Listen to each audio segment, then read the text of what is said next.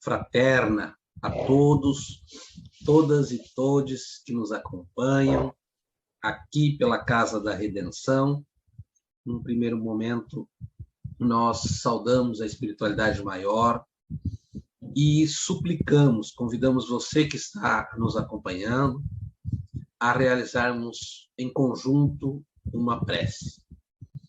Queridos amigos espirituais, bondosos companheiros, querido amigo Jesus, aqui nos encontramos com um sentimento sincero, com um desejo sincero e a vontade firme de poder, através da tua doutrina, aprender mais rumo à nossa evolução.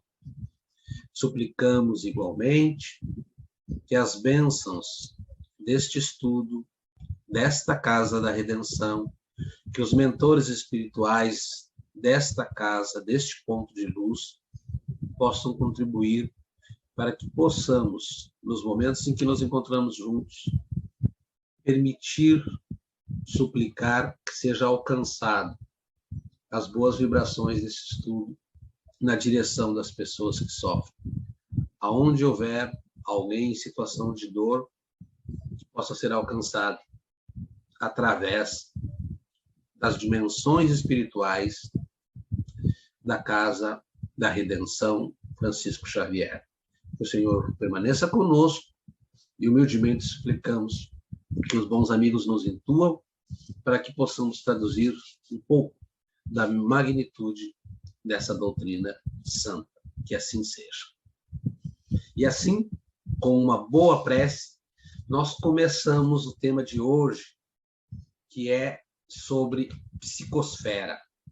Há uns 2 anos estamos estudando essa obra, Psicosfera, do Cícero Teixeira, e que, no contexto da pandemia, antes já tinha uma importância. No contexto da pandemia, ela se torna ainda mais relevante. Então, a nossa conversa de hoje, para começar, é levantar algumas questões. Como andam os nossos pensamentos? Qual é a qualidade daquilo que nós pensamos? O que mobilizamos no que nós pensamos? O que isso tem a ver com aqueles que estão próximos de nós? Até onde chega o pensamento? Qual é a conexão do pensamento com a vida? Qual é a fundamentação doutrinária da doutrina dos espíritos que demonstram esses vínculos? Afinal, o que é psicosfera? De que maneira estamos contribuindo com a psicosfera? De que maneira podemos contribuir com a psicosfera do planeta? Estas e tantas outras indagações emergem quando falamos sobre essa temática. E nós começamos com a questão número 27 do Livro dos Espíritos. Na questão número 27 do Livro dos Espíritos, é um capítulo todo que trata, a partir da questão 20, ali, se eu não estou equivocado, sobre os elementos que dão constituição ao universo. E aí, o Kardec pergunta aos espíritos, na questão número 27, se os 2 elementos fundamentais que existem são a matéria, ou o espírito e a matéria. E os espíritos respondem a Kardec: acima de tudo, Deus. Os elementos principais do cosmos, do universo, quais são? Espírito e matéria? E os espíritos respondem: acima de tudo, Deus. E depois acrescenta que a matéria e o espírito são, sim, os elementos fundantes. Deus, o Criador de tudo, e a matéria e o espírito são aqueles que dão vida a todas as demais. Porém, também faz questão, ainda na questão 27, de dizer que há entre a matéria, entre o espírito e a matéria, é nesta ordem, um elemento vinculador de ambos, porque a matéria por si só é muito grosseira. O espírito não consegue atuar diretamente na matéria.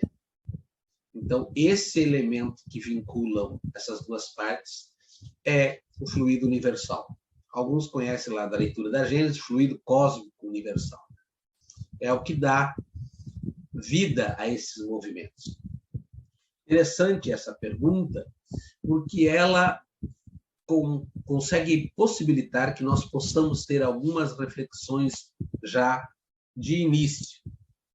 E essas reflexões, elas passam por reconhecer o poder criador do espírito. Por reconhecer que tudo aquilo que não é o espírito no universo é matéria. E neste contexto somos convidados, diz o Cícero Teixeira, a pensarmos sobre aquilo que nós pensamos. Parece uma tautologia. Mas qual é o conteúdo daquilo que nós pensamos? É preciso que nós pensemos sobre a qualidade dos nossos pensamentos. Essa é uma primeira assertiva. A segunda assertiva, que podemos deduzir dessa questão 27, e aí o Cícero vai trabalhar isso, o André Luiz já trabalha lá nas obras dele, o Cícero Teixeira vai trabalhar isso, é que pensar é criar matéria. Pensamento cria matéria. Mais ainda, não só cria, o pensamento mobiliza a matéria. O pensamento cria, o pensamento mobiliza a matéria. E o pensamento, assim reconhecido por todos os campos, e principalmente pelo campo da ciência, que o pensamento ele é uma fonte de energia. É uma grande fonte de energia. E, nesse sentido, a questão sempre que está vindo é o que eu estou pensando, o que eu estou mobilizando, o que eu mobilizo, para que horizonte está indo, qual é o destino daquilo que eu penso. Essa energia gerada pelo pensamento, que nós temos capacidade de mobilizar, diz o Cícero, é matéria. Nós pensamos, ao pensar, mobilizamos energia, fonte criadora de matéria. Há outros níveis de energia e de matéria. E aí ele chama a atenção que no contexto atual, graças aos estudos e às compreensões e os avanços da própria ciência, há outros níveis. Já não está se falando tanto numa fragmentação entre pensamento e matéria tão drástica, mas também já está se reconhecendo a necessidade de mobilizarmos energias mais leves e, por decorrência, matérias menos densas, mais leves. Ele as denomina de energia psi e de matéria psi. Qual é a relevância que tem o Espiritismo ao reconhecer estas fontes criadoras, ou essa potência do pensamento criador? Tem muita relevância. Tanto é que quando nós iniciamos qualquer encontro, a gente pede, vamos elevar nosso pensamento. Vamos elevar o pensamento a Deus, aos espíritos amigos. Nós sempre trabalhamos e reconhecemos as potencialidades do pensamento na conexão que nós estabelecemos ou buscamos estabelecer. Então, é muito importante. Toda essa doutrina, né, pautada na busca de um pensamento racional, para desenvolver sentimento, compreensão e depois desenvolver sentimentos, ela traz essas potencialidades. E aí entra um outro aspecto e algumas reflexões. Que matéria eu estou irradiando por meio dos meus pensamentos. Cada um se pergunte, eu me pergunto. Afinal, esses pensamentos, e alguns a gente até se demora um pouco mais, esses pensamentos que eu estou realizando, que matéria eu estou, irradiando por meio do meu pensamento. O segundo, o que eu gosto de alimentar com aquilo que eu penso. Olha, às vezes até as próprias enfermidades são alimentadas, ou hábitos, ou pensamentos de derrota, ou pensamentos até otimistas, mas muitos, isso já não é mais para mim. Isso já não posso mais fazer. Então, aqueles pensamentos de lamentação, de lamúria, de desesperança, também são alimentados por um exercício, às vezes, diário. Demora muito tempo para que chegue a somatização desse pensamento, mas assim a gente vai repetindo tanto, que, de certa forma, vai criando um painel ali na frente. O que ocorre, pergunta, se eu não percebo as energias que me cercam? Se nós estamos embebidos no fluido cósmico universal, o que ocorre se eu não percebo as energias que me cercam? Eu me deixo arrastar por elas? Eu sinto nesse contágio? Eu aprendo a diferenciar o que é meu daquilo que não é meu? Ou, enquanto espírito imortal que sou, embebido no fluido cósmico, eu vou me deixando contagiar por essas energias? E aí é importante perceber que não se trata de ter um fio neutro. Todos nós estamos, desde já, envolvidos nessas relações. E também podemos, desde já, expandir na direção, de outras relações. Os espíritos narram belas narrativas do quanto se utilizam dessas energias mais amplas. Positivamente, as próprias questões da natureza são muito bem aproveitadas. E a questão, então, que volta sempre primeiro na dimensão íntima é: que matéria eu estou gerando ao redor de mim?